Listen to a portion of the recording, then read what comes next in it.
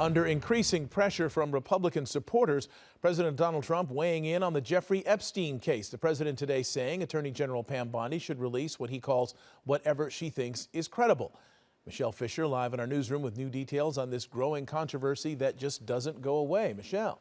Mark, the president's allies are usually steadfast in their support of his administration, but tonight a growing number of Trump loyalists are calling for increased transparency in the release of the Epstein files, and now that includes one of the highest-ranking Republican lawmakers in Washington. I don't understand why the Jeffrey Epstein case would be of interest to anybody. As President Trump again today attempted to downplay calls to release the Epstein files, within his own party, the demands for transparency seem to be growing louder. I think that the American people need to see what's in there, and that's not hard to understand. Among those voices, House Speaker Mike Johnson, who appeared on an episode of conservative podcaster Benny Johnson's show. I agree with the sentiment that we need to put it out there.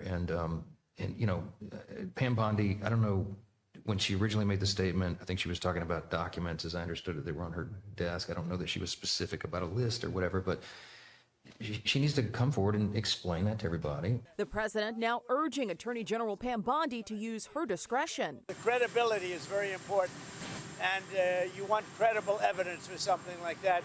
And I think the Attorney General has handled it very well. And it's going to be up to her. Whatever she thinks is credible, she should release. AG Bondi vowed earlier this year to release the Epstein files, but the Justice Department and the FBI earlier this month in a memo said the case was closed and no further information would be made public.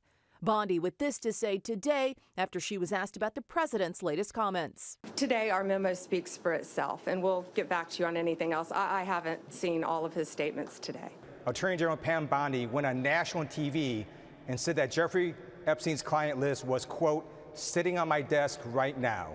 So she confirmed two things: the existence of Epstein's client list and that she had it.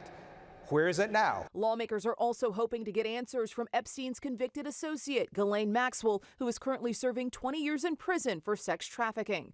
Republican Representative Tim Burchett of Tennessee sending this letter today to House Oversight Committee Chair James Comer, saying, given the events of the past week, I respectfully request you invite Ms. Ghislaine Maxwell to testify in a public hearing before the committee. The American people have questions about the case involving Jeffrey Epstein. It is well beyond time those questions are answered.